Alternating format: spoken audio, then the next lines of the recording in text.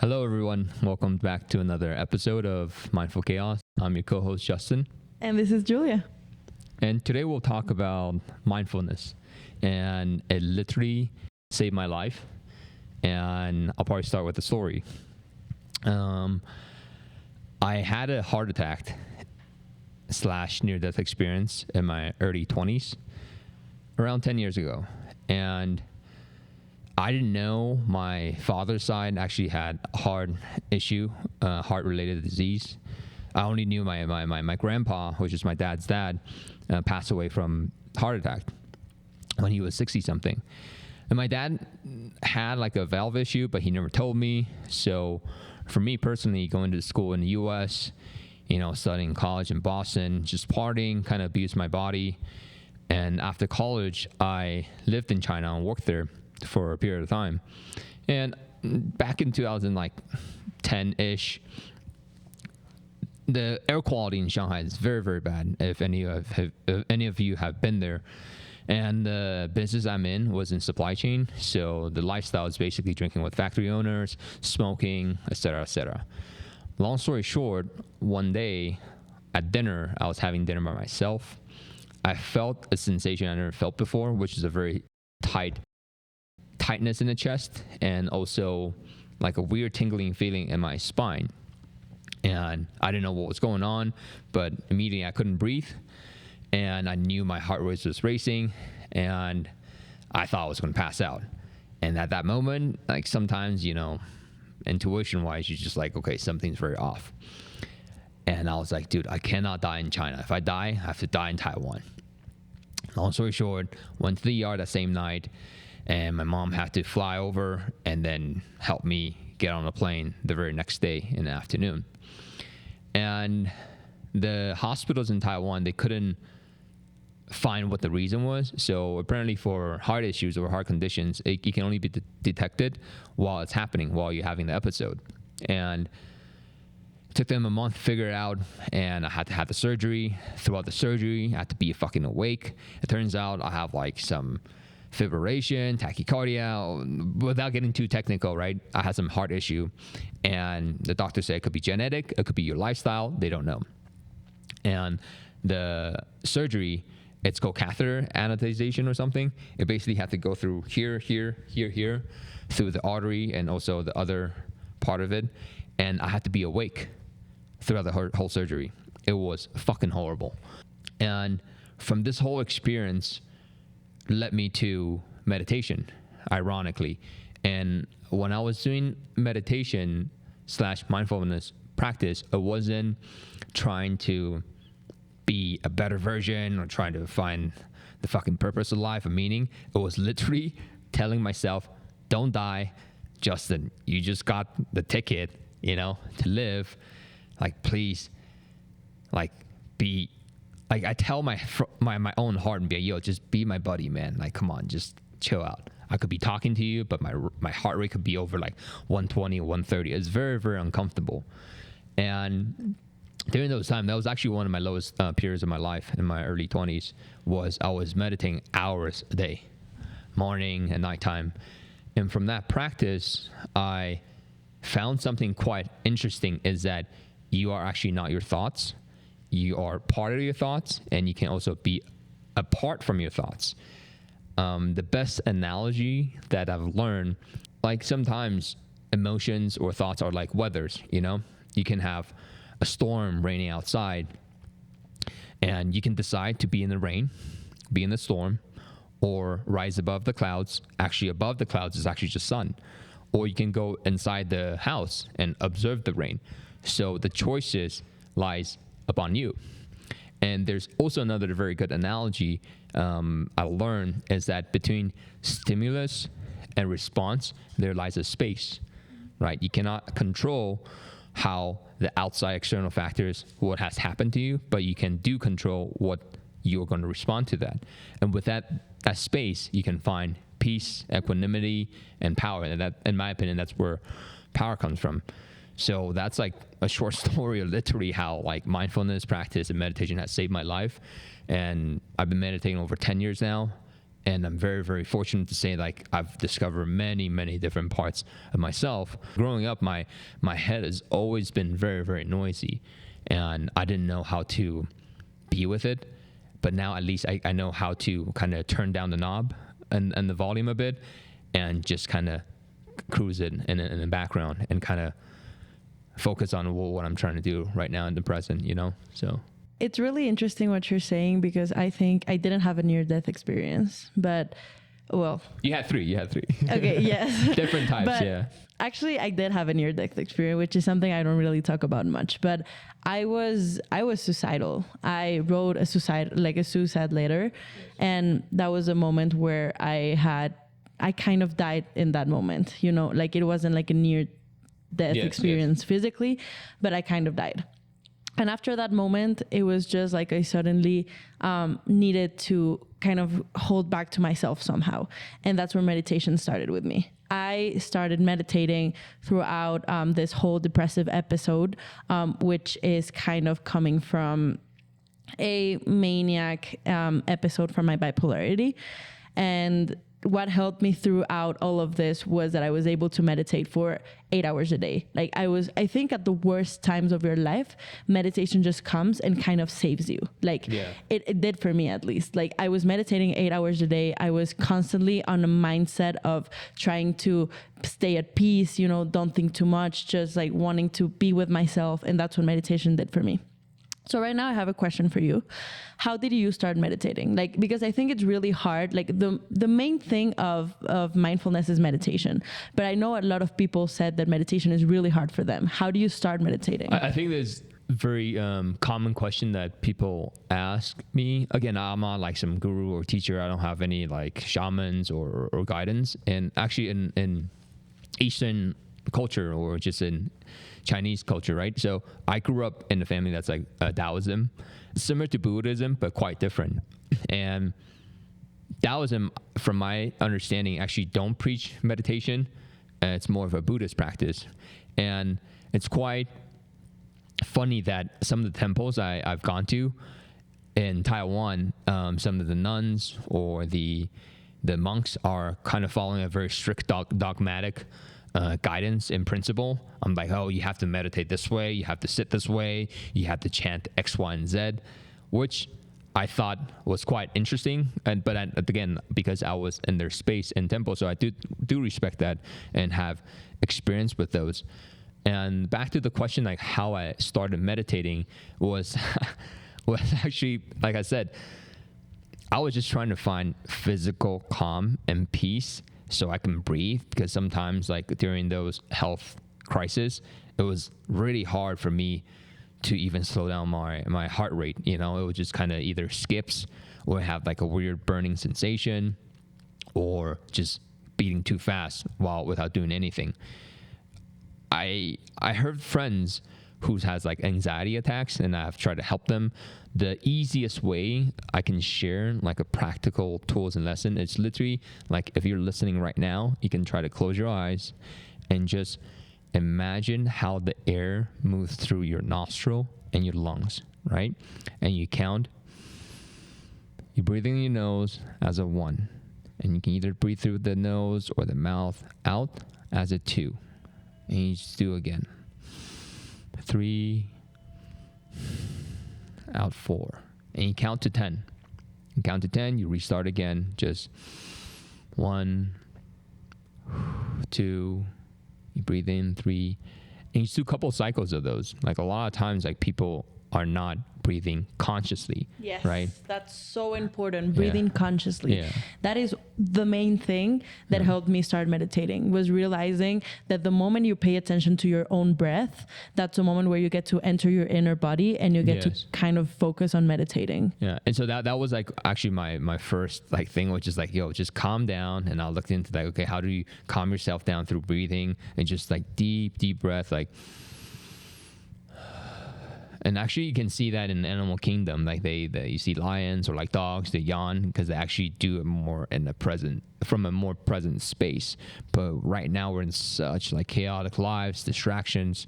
So it's hard to kind of, you actually forget to breathe. You do shallow breathing, you're just like, oh, I'm like so stressed and trying to just react to things and trying to get back to people. So that's the first suggestion I'll have for people is actually just, dude, people say, oh, but there's thoughts and like, it's okay. Like, it's normal. Your brains are supposed to think, but honestly, everybody can just count the breath. Like, even kids can do that. I've done it with kids who are like 2 years old and 3 years old. I say, hey, like some of my friends' kid like go crazy at dinner table. I say, hey, let's play a game called breathing. They're like, I want to play. I play games with daddy, right? So it's pretty funny that, you know, inherently we do know how to do that. Yeah. So right now where you were saying like it's hard to see your thoughts because many people are like, oh, meditating is hard because of the thoughts. One of the things that has helped me a lot is to actually take my thoughts and see them as a third person. Yes. So disconnect from your thoughts and you just start watching them. When you start watching them, your thoughts are less recurring, they come less, and they also come in like a separate way. So you are not your thoughts, because usually the first things that come to your mind when you are meditating are the worst things that gives you anxiety and that like don't allow you to stay in a calm space. So just see them, see your thoughts, don't engage with them, don't give them energy, just see them. And then a second thing that I think it's important when it comes to meditating is realizing that it's a practice. It's not like at the first time you're going to be able to meditate for a whole hour. So just grab on some time and allow yourself to close your eyes and stay as much as you can. If you want to open them at some point, open them. You're allowed to open them and then close them again. You can be in any position that you feel comfortable with. You don't have to be sitting like this. Just grab a moment to yourself and however your body wants to be it, and just try it. Like, just allow yourself to be in it. Yeah, and there's a ton of, I guess different type of styles and like mantras and types, you know, I can share. I'll kind of break it down one by one. It's like, so for some people who cannot sit still or all that, they can just first try Yoga Nidra. I think it's spelled Nidra. It's Andrew Huberman talks a lot about this. It's a deep rest, some small sleep, but people can just Google and all that, go Yoga Nidra. You can do it lying down. And that's actually, that's one type of meditation, in my opinion. It's actually noting sensations in different parts of your body and learning how to relax, shutting down your muscles and try to quote unquote turn it off, right? So that's one type. Another type that I understand, I haven't practiced, but I know a bit about the idea. It's transcendental meditation. But this one, it's a bit, one thing I don't agree is like why they have to pay some teacher or guide to give you like a specific mantra. So that's the part I never really understood, even though it's like a couple $100 and you have to go through the class and all that. But from what I understand is, when you focus on a mantra so much that's quote unquote doesn't subscribe to the meaning, you actually goes into a trance state that are like a weight going inside an ocean. And that's from my friends who have done it, that explains to me. So let's say, okay, Nang Hua Mi Tofo, you kept saying that, and it drops down deeper and deeper and deeper. That's one type of meditation. Another type of meditation I've also tried is, let's say earlier we talked about the self-love, which is love and kindness. That's actually, you have to focus on the thought. Yeah. You have to envision a person and then imagine you giving love, giving energy, and then switch that person. And from my perspective or idea, it's like thoughts are just like oceans, or when you meditate, it's like an ocean. You can look at the waves, multiple waves, or you can look at a particular dot of the wave that's probably white, and or you can be inside the ocean, or you can see the whole ocean. So when people say like, oh, meditation, this and that, I think it's many things. It's just part of mindfulness, right? And what's helpful for me is that in different scenarios, there's actually different types that you can do to solve different problems. So that's it. When you have a very, very stressful day, or like you just have a SOS, like a crazy anxiety breakdown moment, the easiest way to do is literally just listen to your breath. Even though it's like noisy outside, you can be in the bathroom or something, just breathe, you know? Yes, but here's the thing. I don't fully agree with all of these methods. I think Yeah. they're fine. I think they're great. You can investigate them. But I think that the most important thing is that you start doing it by yourself. Yeah. Just like it doesn't matter if you know 5 or 7 or 10 types of meditation, as long as you're doing it, as long as you're trying to find the way that works for you. In my case, I didn't study anything, once again. Me either, yeah, And it was yeah. like the best way for me to just get to know myself and get to know what new, like what kind of worked for myself. So this is my advice. Just do whatever it is that feels good for you. Yeah. But yes. And I also will say, like, it actually has my experience has a pretty interesting benefit when you do it with a group. It has a Okay. weird calming energy. So let's say I've like led like workshops and stuff. So let's say people who never done it or people who have some understanding. Let's say we go into my summer house or in nature, just like 4 or 5 friends sitting together, and I'll just speak as in trying to guide them, be like, okay, how they're supposed to, or try to feel, or try to get to a certain stage, just lead them.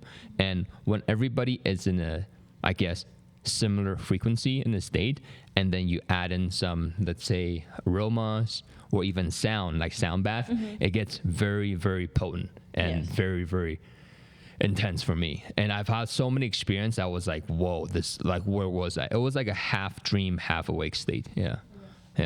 So talking about mindfulness, I think one of the main things about mindfulness is also learning how to be in the present. Yes. So how would you, like, what is being in the present for you, and how do you do that? Because it's so easy to just say like, oh, be present, you know, like the books that everyone is reading that talk about that. But how do you actually do it? How do you stay in the present? I think for me it's still pretty hard. It's like, even like, let's say right now we're recording the podcast, I'm thinking about, oh, the lighting, okay, what we're gonna eat later and all that stuff. So I mean, it's a constant practice, and it's gonna sound like cliche. It's not about like the end goal you're trying to achieve. Let's say Buddha state and be okay, now we're here. But then it's like being just aware of things.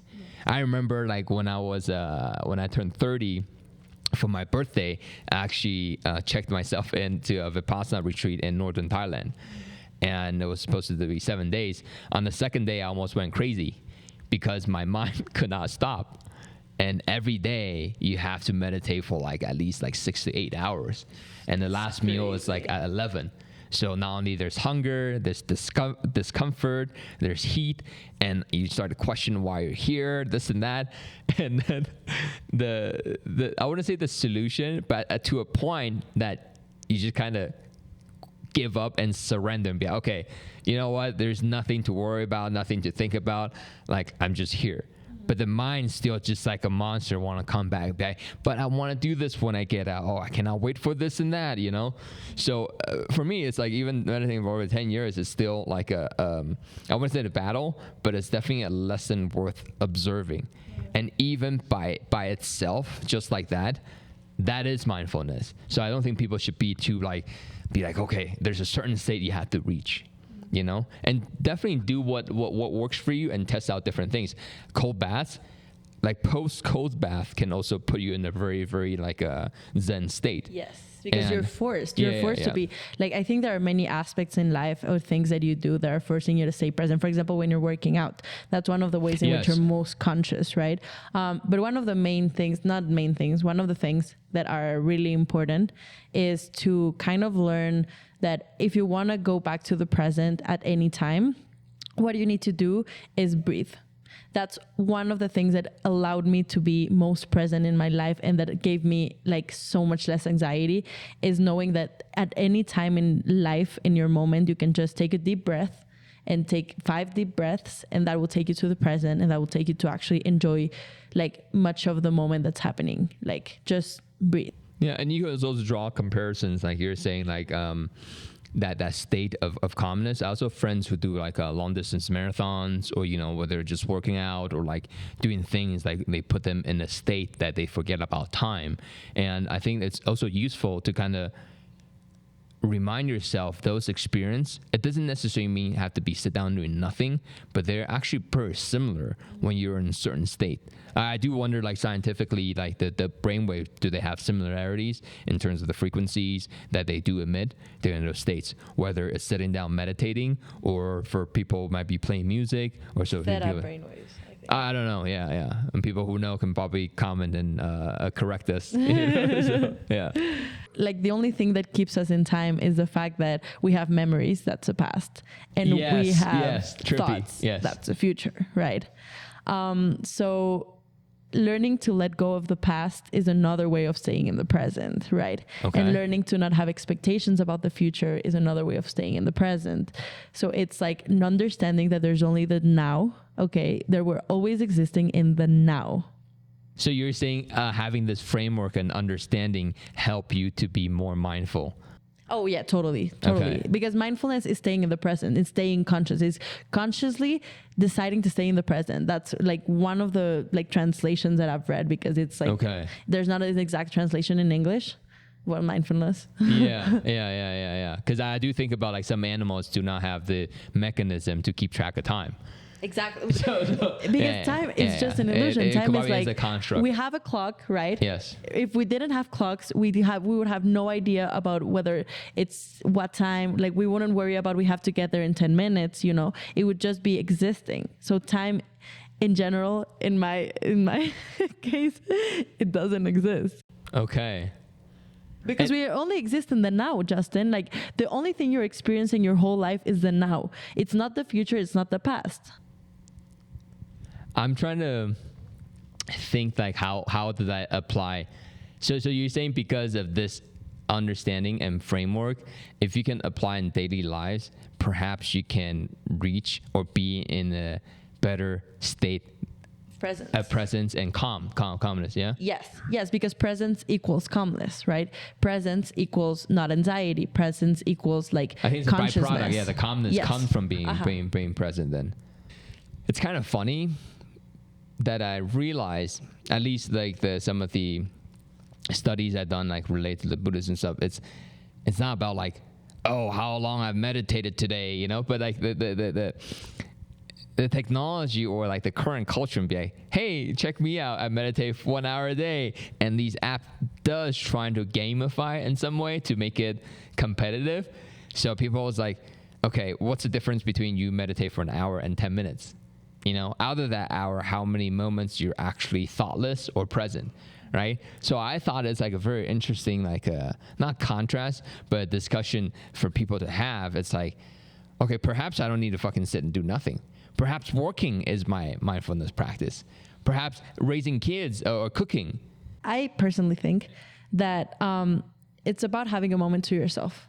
It's about being able to be with yourself alone and just having a moment to be in peace, to allow yourself to rest, to allow yourself of not doing anything, you know, because it's really hard to have to be productive the whole day, having to take care of your kids, having to cook, having to whatever it is that you want to do, but then not having a moment to just rest, to just chill, not have your phone with you, just stay with yourself. That's presence. There's a period of time I recall that I was in my quote unquote monk mode or dark mode, building business and just going through some personal growth stuff. Is actually, no matter how tired I am, I'll wake up at 6 and I'll just sit up and just try to sit 20 minutes to half hour. And I found a very interesting takeaway was you enter this zone, which is half asleep and like half awake and half asleep. And your consciousness is literally walking online. And sometimes I do fall back asleep. I'll just collapse and like lie back down because it's so easy just to kind of lie back down and just like, oh, fuck this, you know? But when you're in that state, you reach such weird peace. And it's like you are thinking and your mind can literally go anywhere, yet you can also be here at the same time. It's like some kind of like a multiverse stuff. I don't know if this is too woo for somebody, but that was at least my experience. And I've done it for a consistent period of time. And I was like, whoa, I want to get back to that, you know? Yeah. But like right now you're saying it's an hour. I genuinely please don't think it's an hour. I think it needs to be something sustainable, something that you actually can add onto your routine, you know. Yes, and it can be like, mindfulness is about being able to just place this kind of little moments for yourself throughout the day, Yes. right? So for me, I only meditate for about 15 to 20 minutes a day, and that's way more than enough to come back to my peace and come back to my center. And I don't like, I can meditate for a whole hour if I want to, but I don't think it's necessary unless that's what your body feels. If it's what your body feels, then that's okay. I actually would like to have some kind of device to measure that. But then again, would that be objective to say like, oh, you've done your meditation or mindfulness today, you know? I just think it depends on the people. I think this is really about just people being more connected to themselves. And how are you more connected to yourself? By just allowing whatever it is, like either your limits, this is as much as I can like meditate today, then that's okay. Or just like presence of wanting to like meditate once a day. You know what I mean? Yeah, like totally. It's just about what you want to do as a person. Like, don't take references of what's better, what's worse, what am I not doing wrong, what am I not doing wrong. It's not about that. It's about what works for you. Yeah. And then that being said, I think we do have a challenge for the listeners is, you know, no matter how you feel, what kind of hardship or like challenge or struggle that you're facing, you know, a lot of times it literally, like you said, just take one breath and try to find these little moments to kind of pause. A lot of times there's no need to react. And as much as you feel the need to react, and just take a pause, like what I said in the beginning, or what I shared was between stimulus and response, there lies a space. And within that space, that's where you find peace and the power from yourself. And I really, really will hope everybody who listens to us or follow us can kind of do this challenge for themselves and just help themselves to live better throughout the day, you know? Yeah, totally. And I think this world will be less crazy if we all in a more Meditated? peaceful state, you know. Oh God, yes. So yeah. So thank you guys again for listening to us, and I'll see you next time. Thank you so much. It's good. 30.